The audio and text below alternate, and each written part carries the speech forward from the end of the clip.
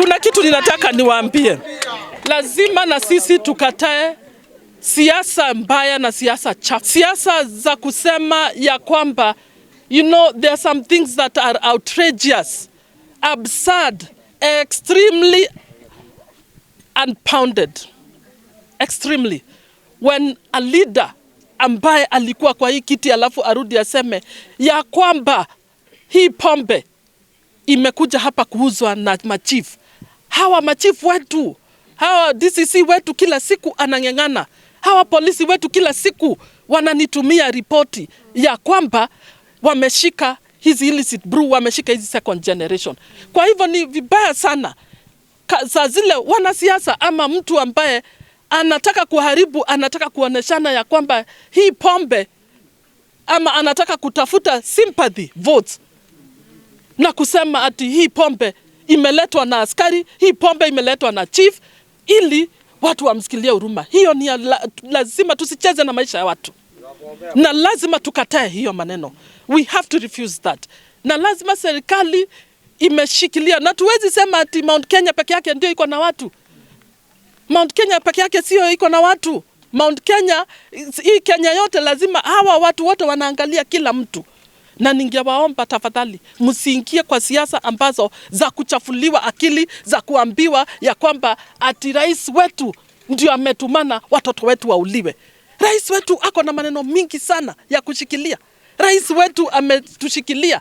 Amekuja hapa anataka kabisa hiyo pombe iangamizwe, na hata sisi kama wajumbe, kama mimi nimechukua juhudi na nimesema tutakuwa tukifanya kazi na hawa officers na hii administration ili tuangamize hii pombe.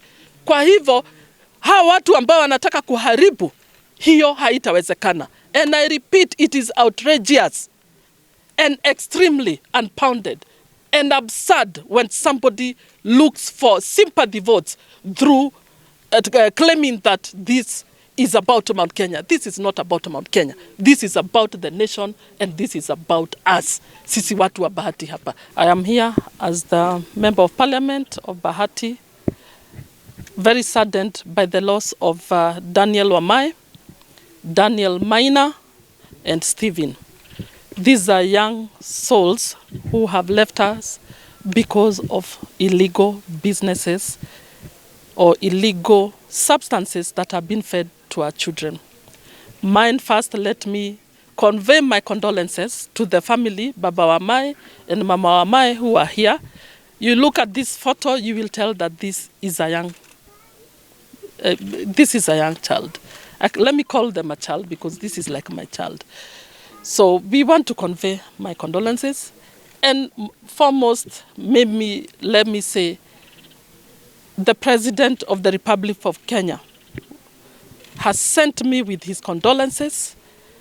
He has sent me to come and check on this family and reassure this family that the government is looking into these issues. And as you've heard, we are here with the administration and we are going to take the right stand actions. The government is committed to eradicate all these illicit brews and second generation alcohol substances. We want to say that the President has decided that he himself is the one who's going to take care of all the burial expenses. And these families will be taken care of.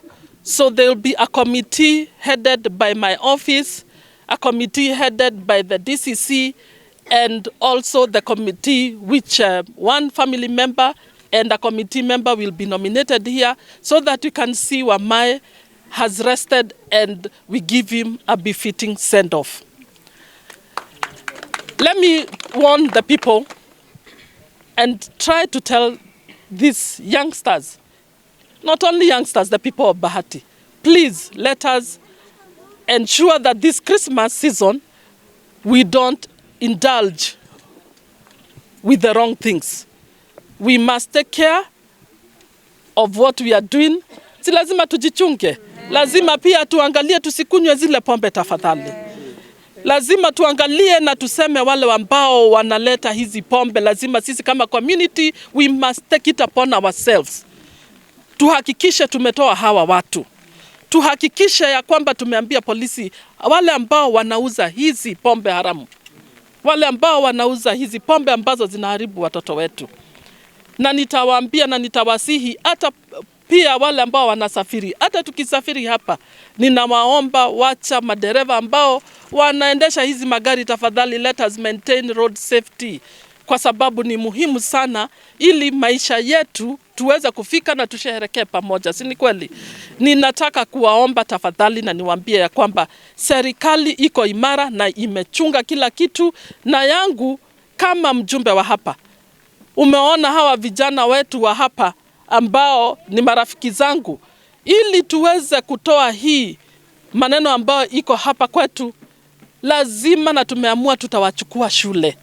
Lazima waende hizi courses. Serikali iko na maneno mingi sana ambayo inafanya.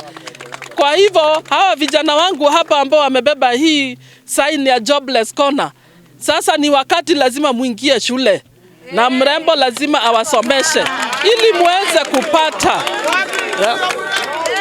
muweze kupata course ambayo inaweza wasaidia, ili tuweze kusaidia hawa vijana watoke katika hizi tabia ambazo wengine wetu ambao wanauza hizi wako na biashara ambazo zinataka kuharibu vijana. Lazima tuwakatae, lazima tukatae. Kwa hivyo mimi niko hapa, nitawasaidia, nitahakikisha nimewashikilia. Familia zote msiwe na wasiwasi, kwa sababu vile nimewaambia, rais wetu ameamua yeye mwenyewe ndio atachukua hiyo jukumu. Si ni kweli? My name is Michael Mwaura, the County Police Commander Nakuru. On behalf of the County Security team and on behalf of myself, I sincerely said my condolences to the family of the three who lost their life due to a circumstance which can be avoided if a thorough due diligence was taken. All what happened is that the officers have been on the ground since this thing happened, and they have been able to establish that within this area there was a building where some illegal industrial activities were taking place, and there were things which were being manufactured within that illegal building. Those were methylated spirit, sanitizer, and some blaze which is being used as an oil for cooking. Already we have arrested 3 suspects who are before court. There's a serious crackdown which is going on right now, but for this case is a bit different because the cause is totally different. Bearing in mind what is taking place was just illegal. It's just illegal industrial activity which was taking place within a building. And it happened that one of the victims, who is the deceased, was seen or was sighted by members of public within that area, carrying a content which we do believe he used it with his colleagues, and unfortunately it happened to make their life to be lost. Okay, fine. On the side of security, we have been able to assemble all security personnel, and we have briefed them on what they are supposed to do, especially during this time of festivities, and bearing in mind even the Prophet will be within our area, and even after the new year. Therefore, mine is to reassure Kenyans that for those who have gone countryside to be with their families, the houses which they are going to leave behind will be well protected. Officers will intensify patrols, and even the visibility of the police colors and the service colors will be seen all over. Let me take this opportunity first to caution all drivers who are using our roads to be very cautious in the way they drive their vehicles. One, drivers should not indulge themselves in alcohol, because we have officers who will check their alcohol level. Two, they should control speed. They should take care of the speed limits, because we shall be having officers with gadgets which will be checking the speed limits.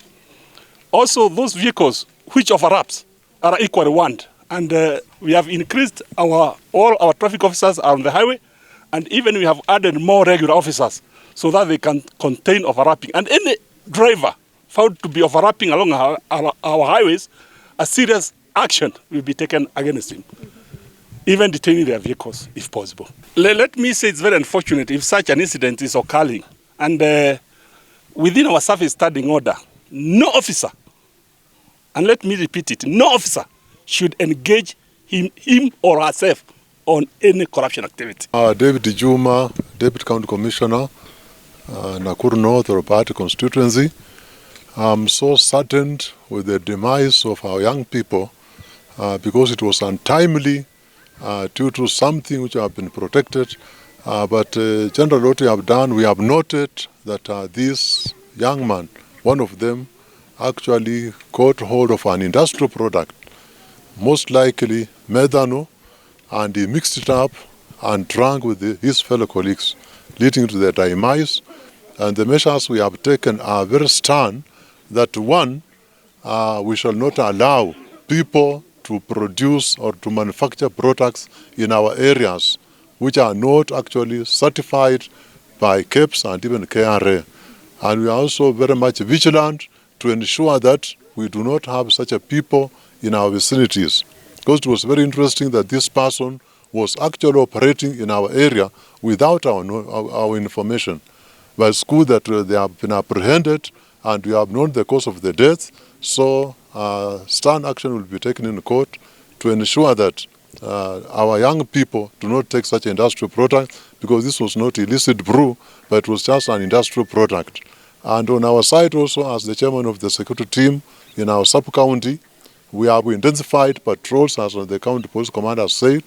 We are moving around all the bars and restaurants to ensure that whatever people are taking is actually of quality and the right products to be taken. And that is why even among ourselves we have an officer from Nakata to ensure that compliance is done on the same.